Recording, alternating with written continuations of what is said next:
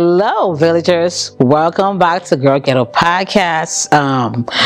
Welcome. If you're new on here, we want to say welcome to my village. Today, we're going to talk about the repercussions of decisions and choices. So, let me go back to the book of Joshua. We're going to talk about Achan's decision.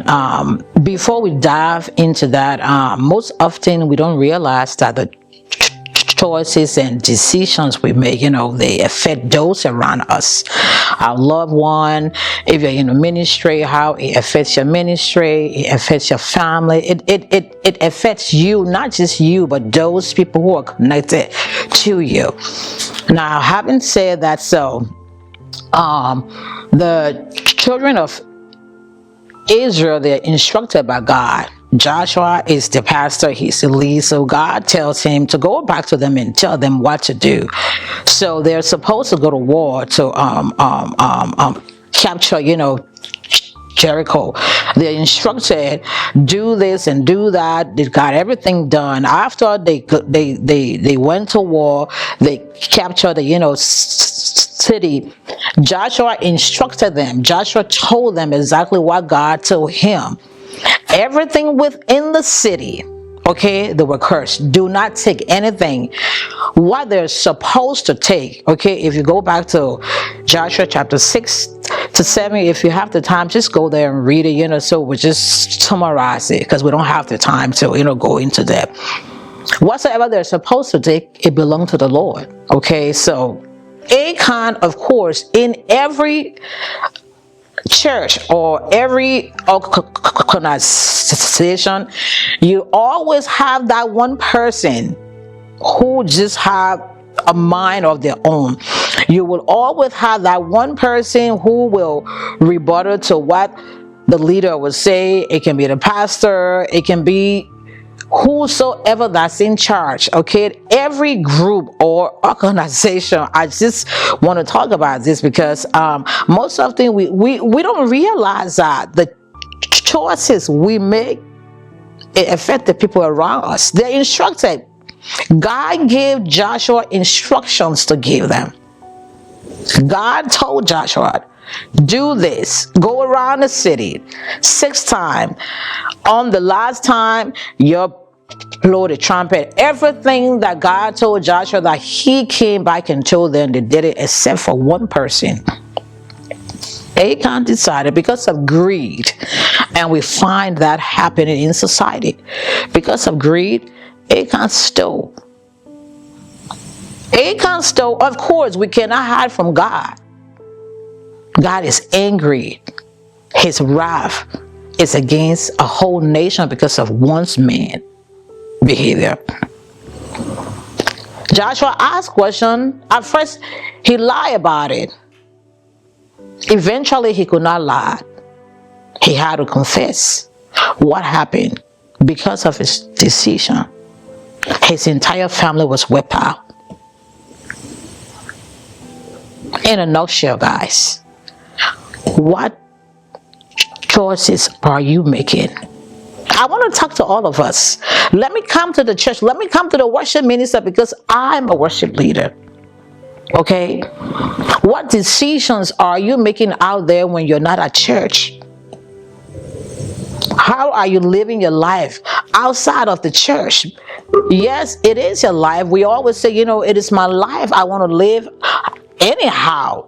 Well, guess what? When you profess to be a follower of Christ, when you become a member of a church, it is no longer just your life. As long as you're serving under a pastor or you're part of the worship ministry, you play the keyboard, or you're the worship leader, or maybe you're just a backup and a singer, it is no longer just your life now. People are watching you because whatsoever you do out there, it reflects on your ministry. Now, when you go outside and you mess up, people don't just talk about you anymore as an individual. Now they're trying to talk talk about you as a member of that church. They will say, oh, that's Tracey, she goes to Hope International. Oh, that's Madeline, she goes to this church. Now they will try to connect you with the church. Even the pastor, they will say, oh, that's Pastor Bajo, church member. So I want to talk to all of us. Achan did something now. Everybody's in trouble because of his decision. Did everybody steal? No. Achan was the only person. Joshua said, the Lord said, do not take anything. But because of greed, Achan stole something. And there is this thing that I call the ripple, effect. When you have a rock in your hand and you toss it in the body of a water, you see the movement in the water, right? That's a ripple, effect. And because of his decision to steal now, everybody else is in trouble. Joshua asked question. Achan had to come up. And because of his mistake, because of his decision, his family was affected. Do we consider our church when we are acting up a fool on social media? Do we consider our children? Do we think about our parents? I keep talking about, Facebook, because this is where we see everything. Everything is on Facebook. We forget, like I said this before, people forgive you. I will forgive you, but the internet does not forgive you. Whatsoever we put out on social media, it stays there forever. Because guess what? When you post it, even before you go back and retrieve it, it's already gone. Somebody takes it down, they send it to somebody, they send it to somebody else, and by the time you know, that video or that photo is already gone. When you are deciding on what to do with your life, do you take into consideration, how will this reflect on my father? How will this affect my church as a whole? Those of us in the body of Christ, in the church, and I keep talking about, worship ministers, because we don't realize it. Just recently I shared a video, and I don't know if the guy is a pastor, if it is a church, but someone said it is from a movie. And the guy is, he's well built, he's good looking, he's muscular, he looks like a pastor, but he's singing, he's leading the worship. But I want to believe he's a pastor. And what he's wearing, the pants were tied, the shirt, like you could see his whole body. And then the person that shared the video is a male.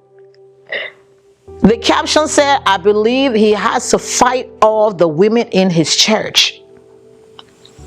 Okay, so your pastor, what you're wearing is tight. They can see your muscles, you're good looking.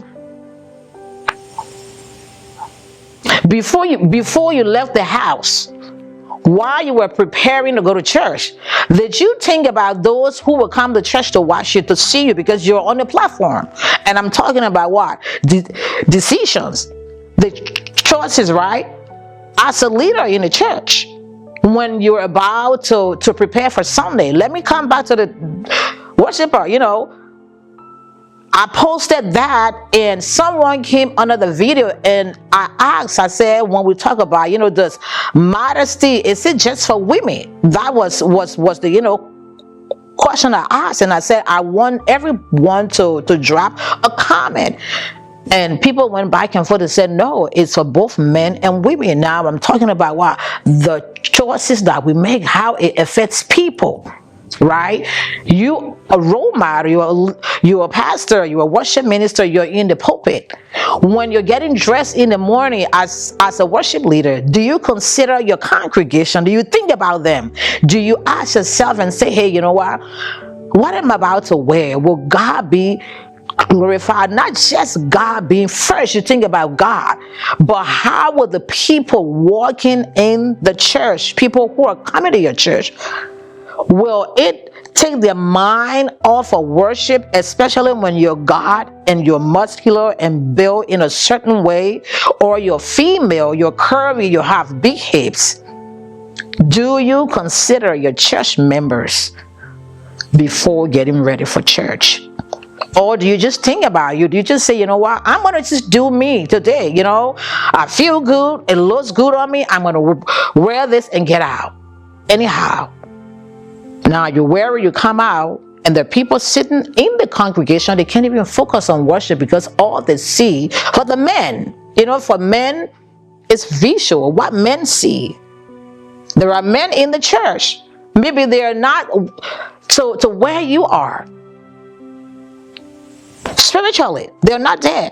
So there are men sitting in your church thinking about you sexually because of what you have on. It all started with the decisions that you make in the morning while you were preparing for church. Or as a father, what choices are you making? As a father, are you a role model? Do you think about your kids when you do things? Remember, what's done in the dark will come to the light. Most of the time we're like, oh well, no one sees me, I will never get caught. If you guys remember, lately there's a man who has been trending. He slept with over hundreds of women. I believe he didn't think about it. He wasn't thinking about the consequences when he was having, fun. That one day this might come out in the public and my whole family will be affected. The videos upon videos of this man has been trending on Facebook. There are other videos of other people. There are pictures that has been trending. And I want to stop to talk to all of us. What choices are you making? When you're making them, do you consider your children? I keep talking about children because there are children are being impacted the most. And you think about your ministry. If you are a leader in the church, do you consider your church and say, wait a minute, let me pause here. The decision that I'm about to make, if this comes out in the open, it is going to affect my church. People who are not strong enough will turn away from the faith in God. Acon's entire family is affected. A whole nation was affected because of Acon's decision. We are in the season of holiday. People are shopping. People are doing anything. We are in this season. Maybe you don't have money. Maybe you're tempted to do 419. I've been duped before. Maybe you want to do that. Maybe you don't have the money to buy something. Are you thinking about that and say, well, nobody's watching, I can do this, I can go to the mall and shoplift? Yes, people do stuff like that. What if you get caught and you wind up on Facebook? How will people look at your family in the community? Do you consider anybody else around you in your circle? I keep talking about the church because we've seen time and time again those of us in the church, and I'll come right back to the worship minister, keyboardist. How are you living your life out there? Are you hopping from one female to another female, thinking that no one sees it? Those of us who are married, when we're cheating, do we consider our spouse? Do you think about your husband as a wife and say, hey, wait a minute, if this comes out in the public, I'm embarrassing my entire family, or me as a man, it affects my entire generation. The ripple effect. I want to speak to all of us. The year is about to end. We're about to transition. What resolution do you have? Do you consider your family members your children, all the people in your circle, the people who genuinely love you, when they rebuke you, do you take it to heart?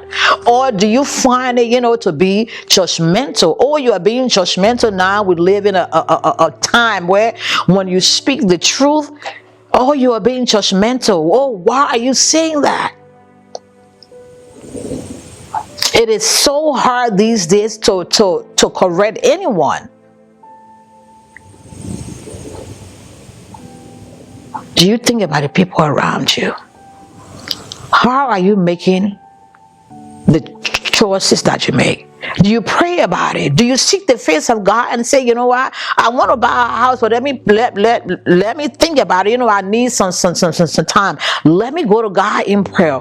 I am about to do this. Let me go to God in prayer. Let me pray about it first. But most often we make the decisions where everything falls apart. Then we come back to God and try to ask God for God to fix it. Well, God doesn't operate like that. He's gracious. Yes. But before we make the decisions, we ought to go to God first, to consult Him, to seek the... And it may not be now, but it might be later. I'm about to wrap up. Think about your family. Think about your church. Think about your children. This holiday season, as you make choices and decisions.